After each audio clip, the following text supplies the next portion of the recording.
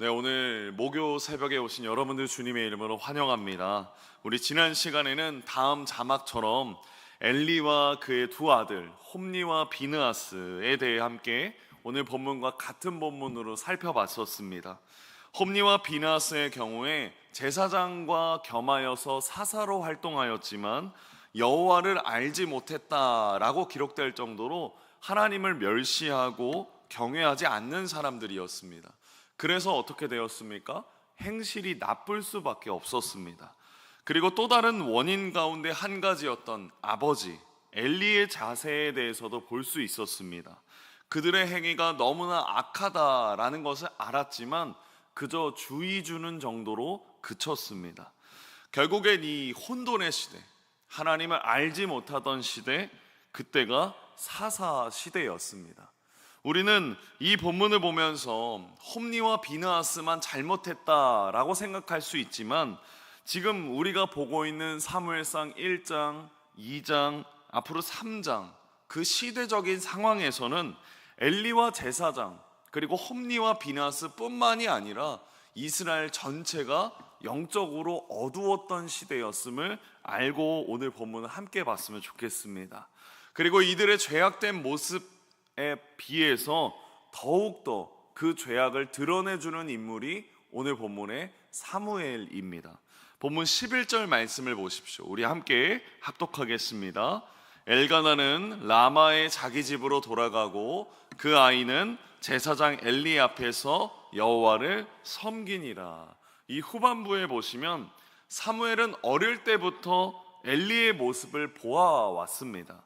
사무엘은 레위 지파 사람으로서 대제사장인 엘리의 모습을 가까이서 보았고 하나님을 향한 제사와 그 제사를 준비하는 과정, 그 모든 것을 어렸을 때부터 보아왔습니다.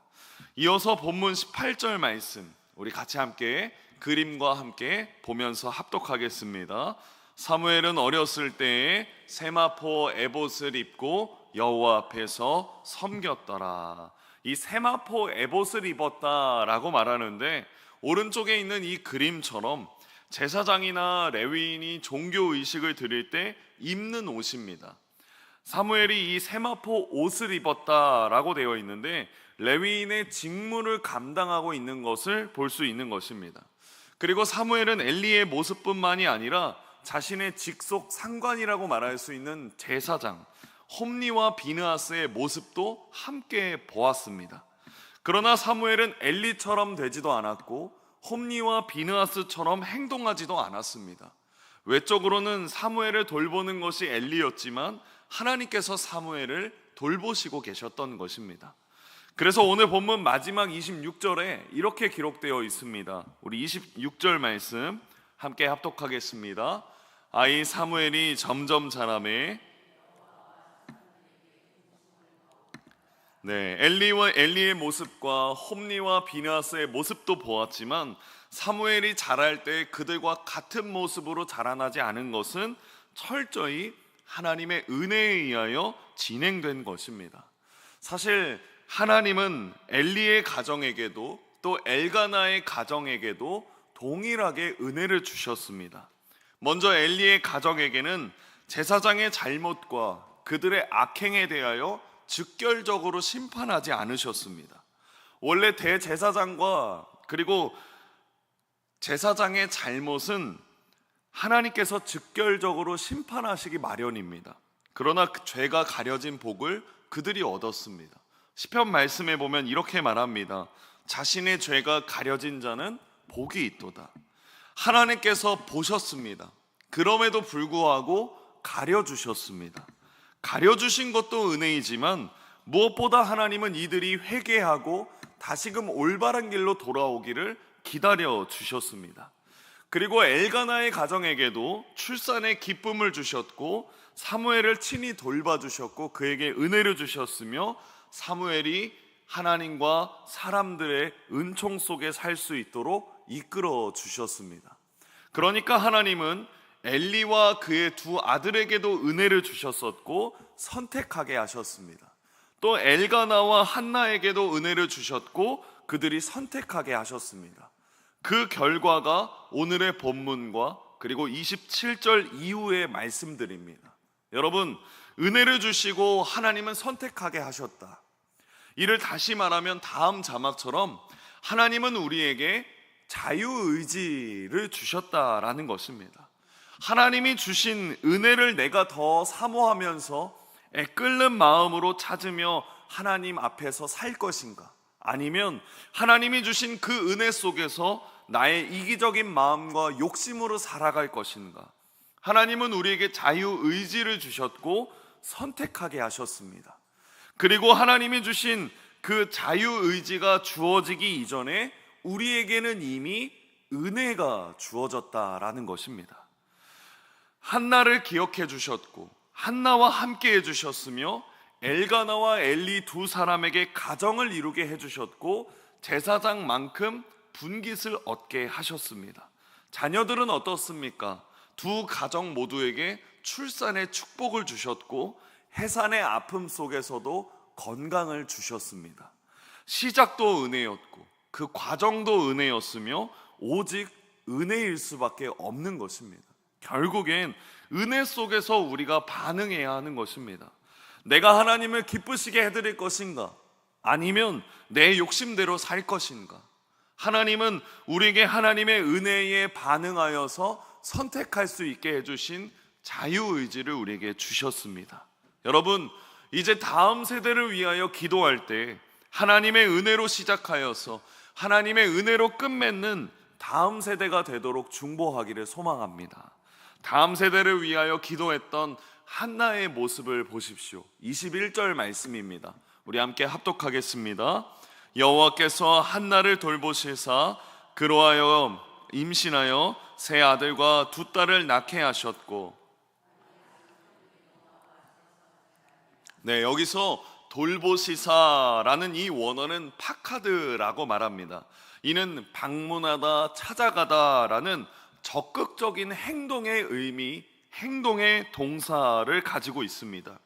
이전에 하나님이 한나를 기억하셨고 한나는 어떻게 했습니까? 하나님께 서원한 것을 기억하였습니다. 그래서 누가 태어났습니까? 사무엘이 태어났습니다. 그런데 본문에서는 하나님이 그녀를 어떻게 하셨습니까? 돌보셨다.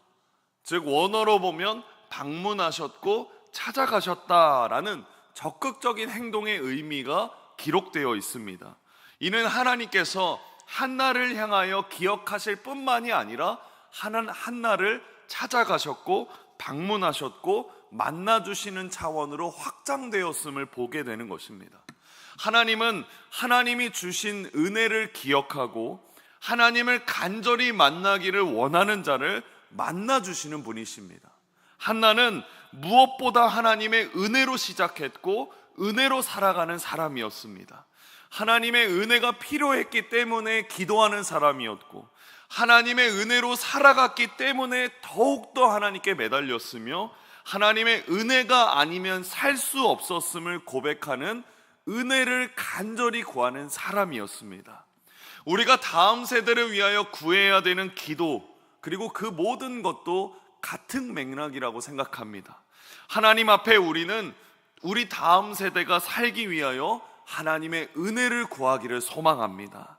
그리고 그 은혜를 구할 때 그 은혜가 우리 삶에 얼마나 소중한지를 우리도 알고 다음 세대도 알기를 구하는 우리가 되기를 소망합니다. 그리고 21절을 다시 보십시오. 하나님은 한나를 만나주시면서 세 아들과 두 딸을 낳게 하셨습니다. 그런데 여기서 끝나지 않습니다. 21절 우리 마지막 노란색 부분만 합독하겠습니다. 아이 사무엘은 여호와 앞에서 자라니라.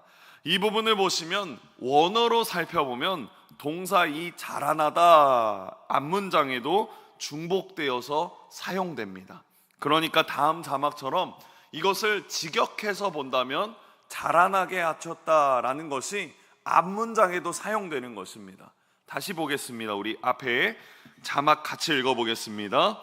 세 아들과 두 딸을 낳게 하셨고,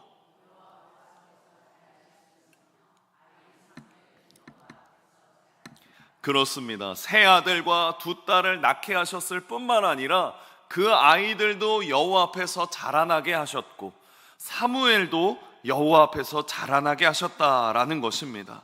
결국 한나의 모든 자녀가 하나님 앞에서 자라게 하셨다라는 것입니다. 이 복이 믿음의 가정 가운데 그리고 믿음의 공동체 가운데 더욱 많아지기를 소망합니다. 사실 오늘 말씀의 제목을 여기서 정했습니다. 다음 자막처럼 섬기니라, 자라니라, 은총을 더욱 받더라. 사무엘이 하나님을 섬기고 자라나고 은총을 더욱 받았던 것처럼 저와 여러분의 다음 세대들이 하나님을 섬기고 하나님 앞에 자라나고 하나님 앞에 은총을 더욱 받기를 소망합니다. 그러므로 하나님의 은혜를 전적으로 바라며 하나님의 은혜를 구하는 기도를 오늘 시작하십시오. 주님, 우리 가정에게는 하나님의 은혜가 필요합니다. 하나님의 은혜 없이는 한순간도 살아갈 수 없습니다. 하나님의 은혜가 임할 때 오직 하나님만을 섬기겠습니다. 이 고백이 자연스럽게 주님 앞에 드려지기를 소망합니다. 여러분, 은혜를 구하는 기도에는 능력이 있습니다. 지금 이 시대에 우리 교회와 우리 가정과 우리 사회에는 하나님의 은혜가 간절히 필요합니다. 하나님이 시작해 주셔야 되고 하나님이 인도해 주셔야 되며 하나님께서 그 마무리를 맺어 주셔야 합니다. 공동체에 사랑이 없다, 가정 안에 평화가 없다, 사회 안에 정의가 없고 공정함이 없다, 우리가 하나님의 은혜를 구해야 되는 반증이라 믿습니다. 저와 여러분이 이 시대에 은혜를 구하는 한 사람이 되기를 소망합니다. 빌립보서에 보면 이 기도가 정확하게 담겨 있습니다. 내가 기도하노라 너희 사랑을 지식과 모든 총명으로 점점 더 풍성하게 하사 너희로 지극히 선한 것을 분별하며 또 진실하여 허물 없이 그리스도의 날까지 이르고 11절에 이렇게 말합니다. 예수 그리스도로 말미암아 의의 열매가 가득하여 하나님의 영광과 찬송이 되기를 원하노라. 여러분, 엘가나와 그리고 한나처럼 기도하는 부모가 되시고 사무엘처럼 다른 이를 위하여 선하고 의로운 길을 가르치며 무엇보다 하나님의 은혜 안에서 먼저 구하며 살아가는 저와 여러분이 되기를 주님의 이름으로 축복합니다. 기도하겠습니다. 주님, 주님의 은혜를 전적으로 구합니다. 은혜로 시작하게 하시고 은혜 가운데 살게 하시고 은혜로 끝맺는 우리가 되게 하여 주시옵소서. 주님은 언제나 오르시고 주님은 항상 진리이십니다. 우리 가운데 은혜가 풍성하게 하시고 사랑이 풍성하게 하시며 하나님을 아는 지식이 자라나게 하시고 하나님의 은총을 받는 이들이 넘치도록 인도하여 주시옵소서. 나라를 위해 기도합니다. 우리나라의 과거에도 하나님이 일해 주셨고 지금도 일해 주고 계시며 앞으로도 일해 주실 것을 믿습니다. 항상 나라를 위해 기도하게 하시고 올바른 가치관과 정의를 행하는 우리 대한민국이 되게 해 주시옵소서. 북한을 위해서도 기도합니다. 하나님의 선하심 속에 북한에도 복음이 전해지게 하시고 이를 위해 수고하는 선교사님들을 지켜 주시옵소서. 특별히 하나님의 뜻과 선하심이 몸과 마음이 아픈 환우들에게 일어나기를 기도합니다. 환우들에게 주님의 의로운 손이 함께 하사 치료받게 하시고 수술을 앞두거나 회복 중에 있는 환우들에게 치유의 능력을 더하시며 친히 머리마다 안수하여 주시옵소서. 오늘 하루도 은혜를 구하는 우리 되기를 원합니다. 예수님의 이름으로 간절히 기도드렸습니다. 아멘.